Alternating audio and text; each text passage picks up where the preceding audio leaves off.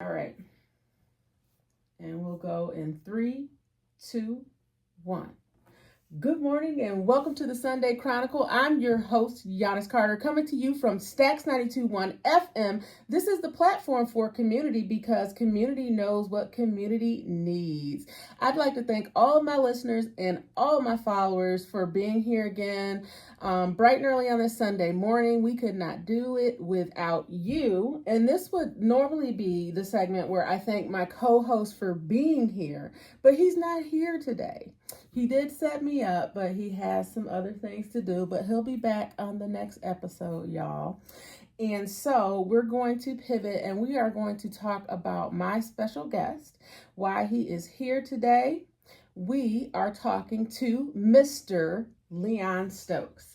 Thank you for being here today. Now, it's D. Leon, right? Yes. Okay, so do you like to go by Leon? Yeah, I've always gone by my middle name. Middle name. Okay, is it Dennis? Dennis Leon Stokes. Dennis Leon. Okay, well, thank you for being here. It's my pleasure. And I'm so excited to talk about your books more in detail. So just to start, why don't you tell the listeners a little bit about you, your background, where you're from, and how it led to these books and your mentorship and leadership in the community. Okay, I'm a son of Lansing. Mm-hmm. I grew up here in Lansing. My parents moved up from the South in 1950 to raise their family. So I'm the youngest of 5 children.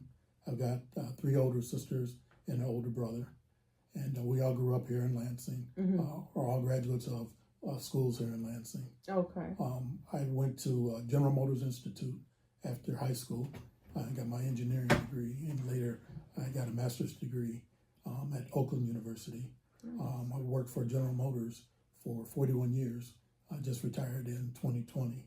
And that gave me some insights into a lot of things as relates to learning leadership, Mm-hmm. how to treat people, so on and so forth. And a lot of those things came from the first book, that being Are the Kids Okay?, which is a testament to my father, a tribute to my father. Okay. But you're not really retired because you're doing the writer thing. So you're in your second career. I'm Is that retired right? from General Motors. Okay. And now I'm doing some of the things that bring me some enjoyment that I never really had time to do when I was working for GM. So how does that feel to actually have time to pursue that and, spend time with your loved ones? What is that like? Yeah, I'm telling you, it's a wonderful feeling. And that's one of the things I kind of allude to in my second book, that being 50 Things to Do in a Lifetime, is you need to find those things and find time to pursue those things that are going to add more fulfillment to your life. Mm-hmm. One of the things I stressed in that book is that we're here for a finite amount of time. Yes. God has blessed us with so many years. We don't know how many that is, but it's incumbent upon us to find a way to make our lives more fulfilling and more meaningful, not just for us, but also for those people that we engage with and for our community as a whole. So when do you decide, I want to write a book? Was that something from a young age or was it just more recent? That's a good question. I never had the plan of becoming an author. A few years prior to my retirement, I started thinking about writing a book in honor of my father. We lost him in 1995. Mm-hmm. And I started thinking about, I want to do something because he was so influential in me deciding what kind of man I wanted to be, that I wanted to do something to pay tribute to him. So I started thinking about the book. And then when I retired, again, I had the time, Mm-hmm. I started writing the book. I retired right in the midst of COVID in 2020. Oh, wow. And the day after my retirement is when I started working on the book. Well, that's a good time. That was a good time. I had a lot of time on my. Now, what was your father's name? John Stokes. John Stokes. Tell me a little bit about John. John Stokes is a great man. He was born in Robinsonville, Mississippi. Mm-hmm. His family moved to Turl, Arkansas when he was still a young boy. That's where he met my mother. And, the whole romance thing. And, they fell in love. And, he knew early on that was the woman that he wanted in his life because she touched him in a certain way. And so they were able to, make a move in 1950 to come up to Michigan, again, looking for a better way of life. Things were tough in the South, particularly that part of the South in the 20s and 30s, Yes. even into the 40s for African Americans. So they were looking for a better way of life. And that's what led my father up here. He didn't have the opportunity to finish school because, like so many during that time and in that place, he had to quit to work to help the family. Mm-hmm. But my father was probably one of the smartest men I knew. because he could just figure anything out. I really admire the pathways of, those are the shoulders that we stand on. Absolutely. Right. I hear these stories and they just inspire me. How, you said your parents were sharecroppers, or your father's a sharecropper, correct? His family, yeah. The whole and so after that, they moved north. Their entire family, you guys moved north, right? Yeah, at that time it was just my father and my mother and my oldest sister. Yeah. And the rest of us were born here. Oh, born here. Okay. But even and still, to come like all the way from the south to the north, looking for a better life and not knowing what to expect, and building an entire life and legacy through that move. Yeah. I really admire that courage. Absolutely. And my dad, he was not going to be denied in terms of making a better life. Family was very, very important to him. He had a lot of dreams, but more important to him was taking care of his family and positioning myself and my siblings in such that we could reach our dreams and we could do what we wanted. So he was a pretty remarkable man. And like I said, he's the one who helped me decide what kind of man I wanted to be. Just kind of watched and observed how he treated people and how he interacted with people. Were you very close to your siblings? Yeah, very much so. And even still? Yeah, even so. Very good. We're very, very close-knit family. So how do you guys inspire each other as far as career paths or? Yeah, not so much. We all kind of went in a different direction in terms of our careers, but there's always been a very supportive thread, if you will, that runs through it. Whatever. I always say my brother, Colonel Stokes, was probably my PR agent because he was probably the biggest supporter of the things that I was doing as I was growing up. I was his little brother. I was a couple years behind him. Okay. But everything I did, be it in sports or whatever, he was always a very, very big supporter, of everything I do. And that goes for my sisters as well. They were always very, very supportive. And I think, to kind of give them their due, I probably benefited from it more than the others because I was the youngest. Okay.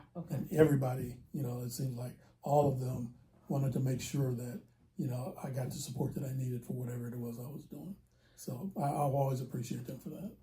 So back to the COVID, the pandemic. You're just retired from GM. Correct. And you started to write this book. Now tell me your process, because I think that's a big thing for people wanting to write. Like, how did you get started personally?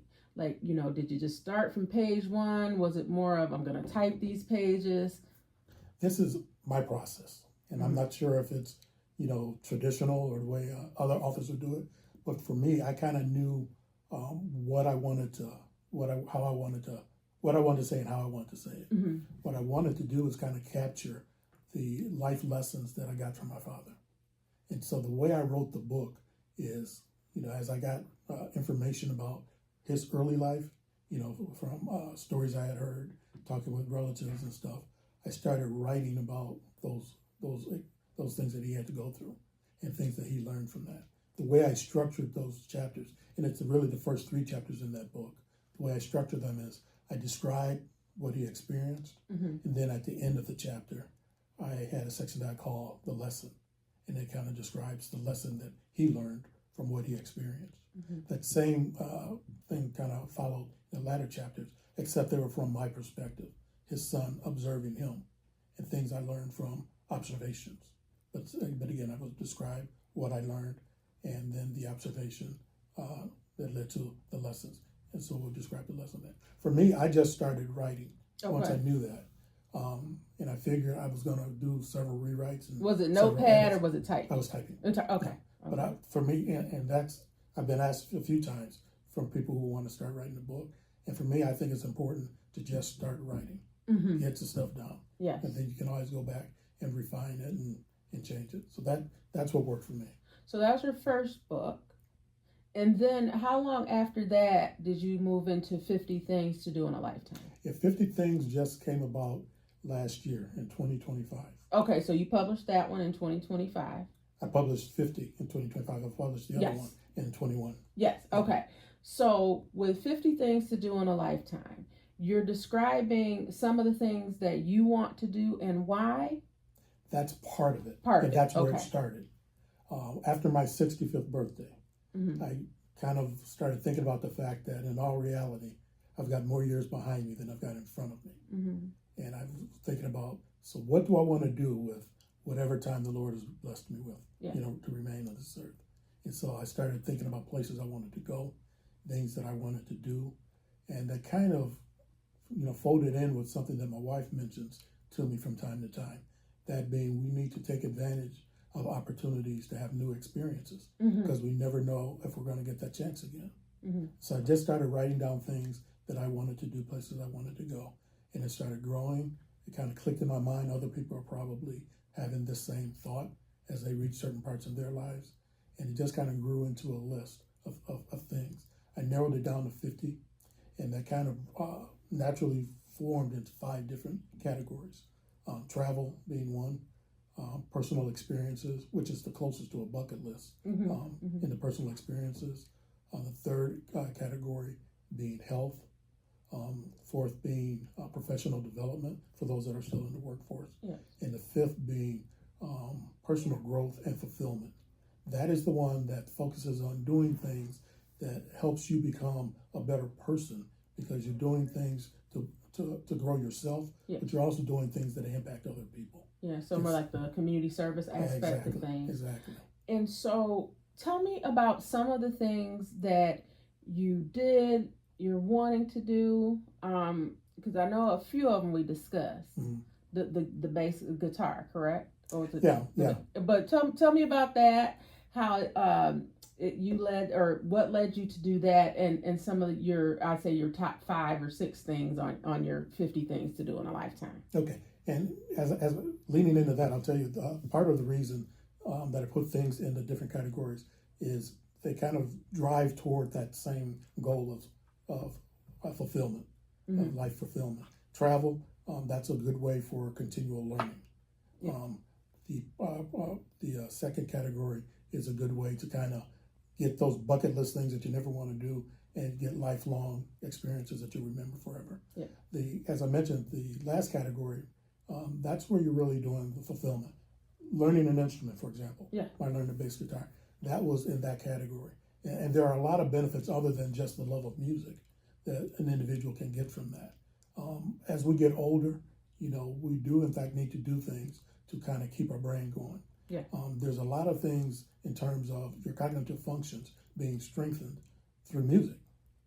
So that's one of the benefits, other than just learning how to communicate through music. Oh yeah, because it's the counting aspect and the math aspect. And it also triggers the neurotransmitters, in your brain in a different way. Yes. When you do music.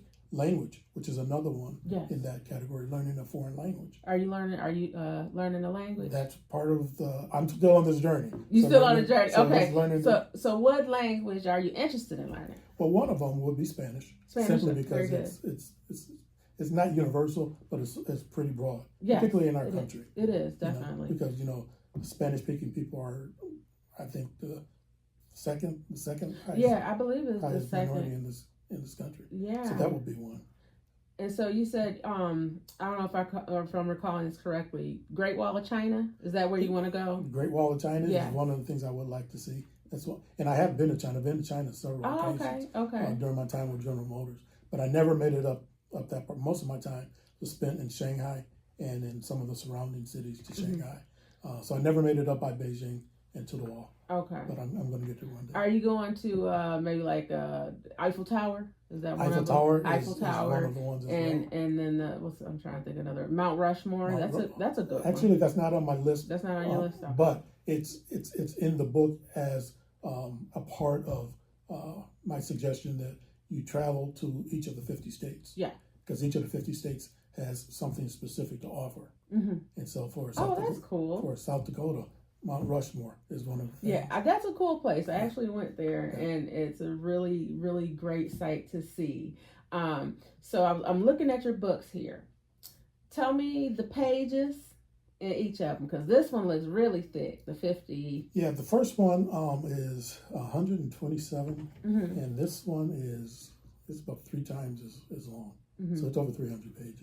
Well, so yeah, I see that. That is amazing. Yeah. So I want to congratulate you on your author journey. Thank you. And so we talked about these two wonderful titles here, and I want you to tell people how they can connect with you, Leon, how they can get your book, what formats are available. So let us know so we can connect with you and so we can get these wonderful books. Okay. One way is to my website, dlstokespublishing.com. Mm-hmm. That's dlstokespublishing.com. There you can not only get additional background information on both of the books, background information on myself in terms of some of my biography, but you can also purchase the books on the website. They're also available at amazon.com. Okay. Both of them are available at amazon.com. They're available in ebook format as well as paper book. Okay. Are the Kids Okay is also available in audiobook format. In audiobook format, and those are available on your website. Yeah, you can get to them from our website directly. Everywhere you can get directly from our website. Okay. So, or you can go directly to Amazon, and that'll get you there as well. So dleonstokes.com. We're gonna direct No, dlstokespublishing.com. dlstokespublishing.com. So you heard it here, ladies and gentlemen. Please support Mr. Leon Stokes. He has these two wonderful titles. And, we need to know what we need to do in a lifetime. So we need to look through this book and we need to support him in these wonderful books. Also, if you want to connect with Leon, you can also reach him on Facebook, Instagram, and LinkedIn. What is your handles on Facebook? At DL Stokes. At DL Stokes. Excuse me, at D Leon Stokes. At D Leon Stokes. Same for Instagram. Okay, and the same for Instagram and LinkedIn if you would like to reach out. And also we're going to have a nice article about Leon and in the Chronicle, as well as on our website, so you can find out more about Leon. Thank you again for being here today, Leon. I appreciate you. And we are looking forward to that third title. We'll see. Yeah, look, we're looking forward to that, and we're looking forward to some updates. So you can come back here and tell us about your journey to the Great Wall or Paris or wherever life leads you next. I would love to. I look forward to it. So thank you so much. And we're going to take a short break, but not before reminding my listeners that this is Giannis Carter, host of the Sunday Chronicle, heard every Sunday morning on Stacks 92.1 FM. This is the platform for community because community knows what community needs. We'll be back after this.